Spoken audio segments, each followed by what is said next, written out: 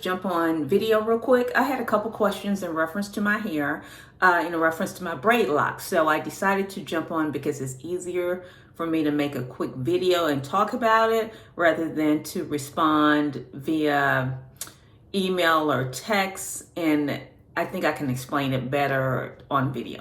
So as I stated in the other videos, I have braid locks. I initially put close to 500 braids in my hair. And what braid locks are is just a different method of getting locks. There's, I want to say there's 5, 6 methods of getting locks that I'm aware of. There could be more. I'm not real sure. But for me, these are braid locks. What I did was actually divide my hair in about, I think about 12 sections. And let's say this right here was just loose hair.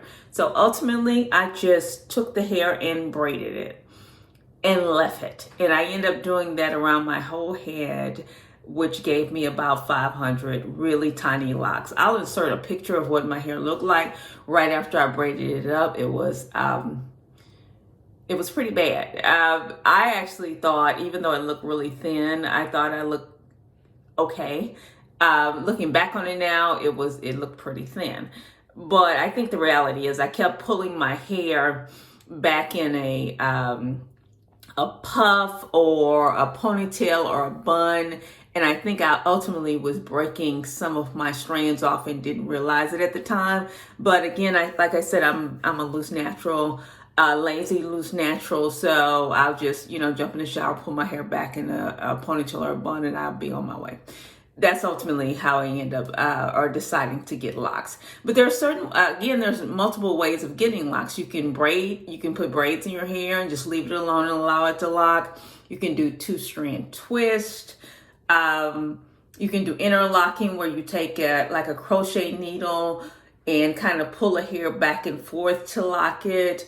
And of course, then, you can do nothing and let your hair go free form, which you're not doing a lot of maintenance to it. So it really depends on the aesthetics as what you actually want your hair to look like.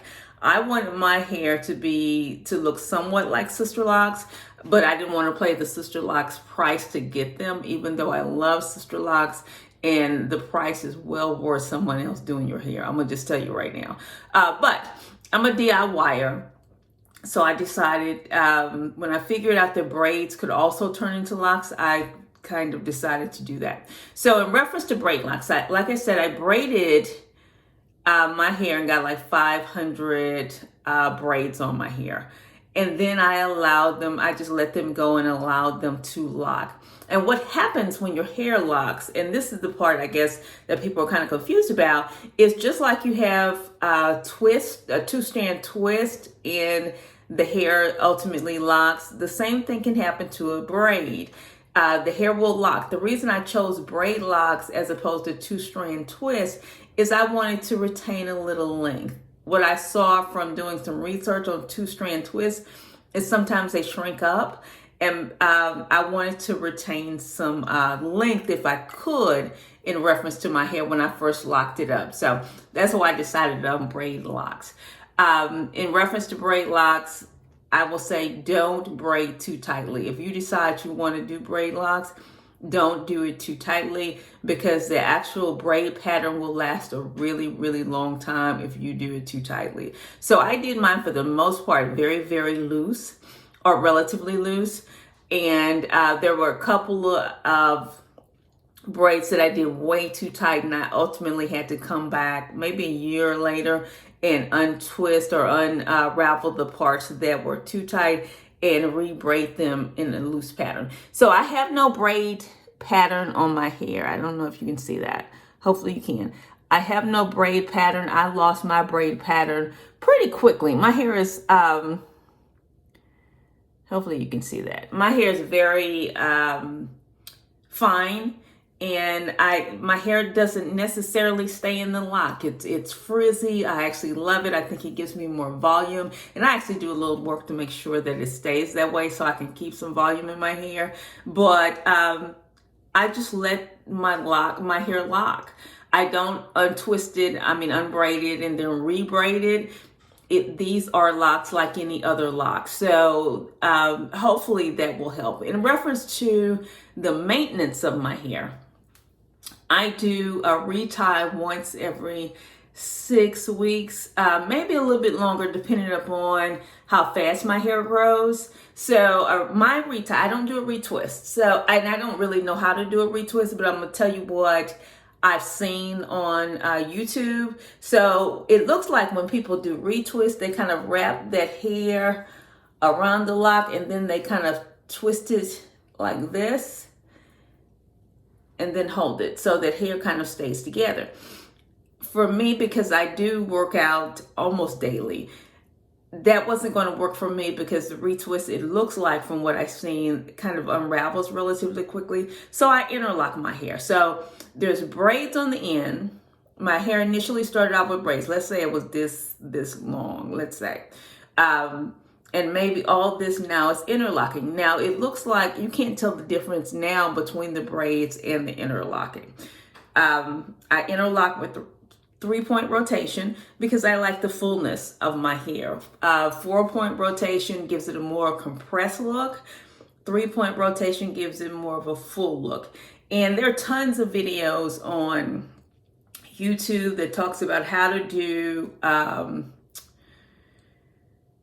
how to interlock your hair. Again, I'm not a loctician, but I can show you what I do with my hair. So I get, let's say this lock, and I go from 3 directions when I have some new growth, and I don't have any new growth in this one because I actually took pictures and tried to tighten up my hair a little bit about a week ago. Tighten up just a couple around the edges, so I don't have any here, but I do have tons here. And I'm actually going to try to film a video of me doing a couple of them so you can actually see. But let's get back to this one. Let's try this one. So if I do 3-point rotation on interlocking, I'm putting this hair in a hook. I'm pushing it through this way. I'm bringing it back down and coming through this way. And I'm coming from the roots, and then I'm coming back through this way. And ultimately, depending upon where I want it to lie, is where I'll end up. So for me, because this goes down, I will come back through this way and it'll lay down. Now, hopefully you will understand that. That sounds confusing as I'm listening to myself talk. So I will actually demonstrate that at another time as to how to do it. But there are tons of videos on YouTube that show you how to interlock, but I will show you how I actually interlock my own hair. I don't have a loctician. No one has been in my hair since I got locked. Everything I do in reference to my locks, I do myself. I was asked about the braid out style that I wear a lot. This is a 2.5-week-old braid out. So what I did to obtain this look, it was a lot tighter when I first did it. And again, I work out a lot. So eventually the curls fall. So this is ultimately what I do. I washed my hair and I did just like a braid out. So I treat my hair very much like I'm a loose natural. I just braided it up.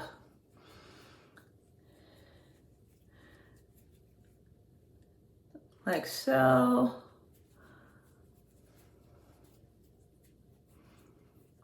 Let's see.